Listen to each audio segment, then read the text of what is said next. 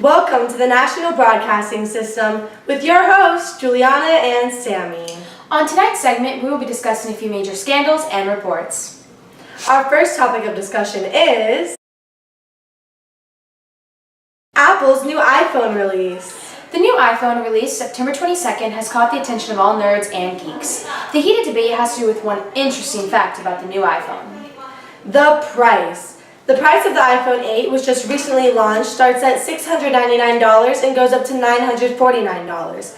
This large sum has been compared to the iPhone 7 price, which starts at only $595. The characteristics of the 7 and 8 are almost identical, yet the pricing of the 8 speaks volumes. You could be throwing hundreds of dollars away into the toilet for the exact same phone. The only difference is the number. Speaking of iPhone releases, have any of your iPhones started to act up recently? Specifically starting around the release of the new iPhone 8? If this relates to you, you are not alone. People all over have experienced their own iPhone to gradually become slower and glitch. Battery life has decreased. Software is lagging, just like I did, and the storage space has become a lot harder to manage. People for years have assumed when a new iPhone is set for release, the old ones start to show signs of sabotage and they become defective. Although this is not a proven fact, it continues to happen. Therefore, many companies and Apple users believe in it. Yes, and although this theory is in place, many Apple users will continue to waste their life savings away for a 4x4 piece of glass that lights up. We have another segment on the way, but before we head to that, here's me again with your latest weather advisory. Hi. The latest forecast for today is mostly cloudy with a high of 89 and a low of 74. There's a slight chance of thunderstorms around 2 p.m. Now that the weather is finished, I have Sammy over here ready to talk to you about the aftermath of Irma. It's been over a month now since Hurricane Irma devastated the state of Florida. And to see how people dealt with the Category 3 hurricane, we take a look back at some of their responses.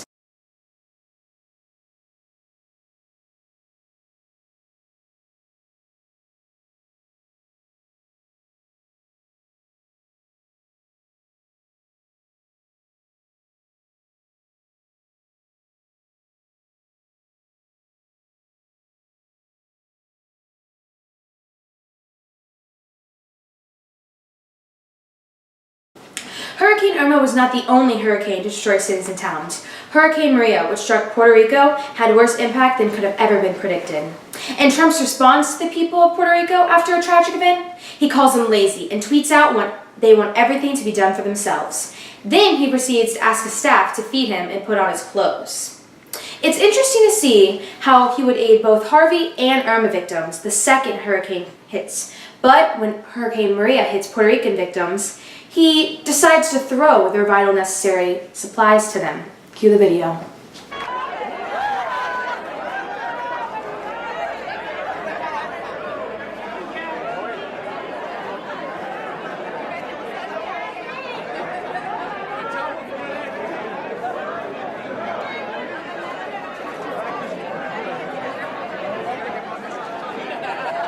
Yes, as you just saw there, it showed exactly. Hey! Who you calling lazy and racist? Considering the fact that you didn't want to help any of the No. I'm gonna build a wall right around your house. Producers, can we get this guy out? Who's producers? Go! Security!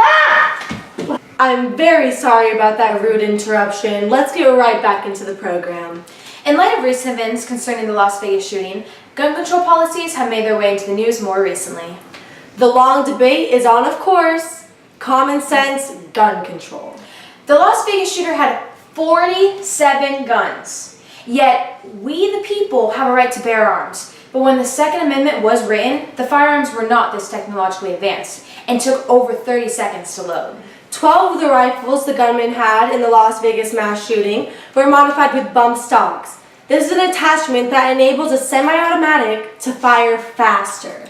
The bump stock is not banned under federal law, even though it allows a person to fire a weapon at nearly the rate of a machine gun. At this point is a debate between people with actual brains and people who are just wrong. Who would even need to fire a gun that fast? It's just ridiculous. Who would? The crazy ones. On tonight's latest bizarre case, we have a cold murder that has finally been solved. 27 years after a clown carrying flowers and 2 balloons shot a woman to death at her front door, Florida authorities have finally announced an arrest. Sheila Keane Warren, 54 years old, was arrested without incident in Washington County, Virginia, on a charge of first-degree murder with the use of a firearm and the killing of Marlene Warren, 40 years old, her current husband's previous wife. Marlene Warren was shot in the face when she answered the front door of her home in Wellington, near West Palm Beach, and was confronted by a brown-eyed woman carrying balloons and wearing a clown costume and an orange clown wig on May 26, 1990. One of the balloons said, "You're the greatest," and the other one had Snow White painted on it. We want our viewers to get a better understanding of the murder. We are going to show you how the scene would have went down.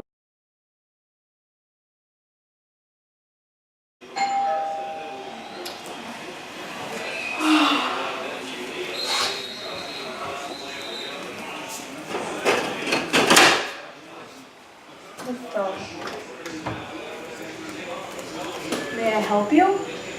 You're the greatest! Ha-ha!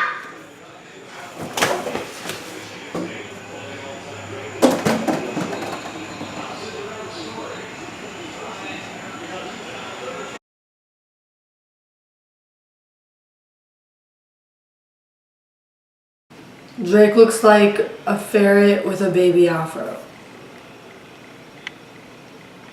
Dear God, give us back Tupac and we'll give you Justin Bieber.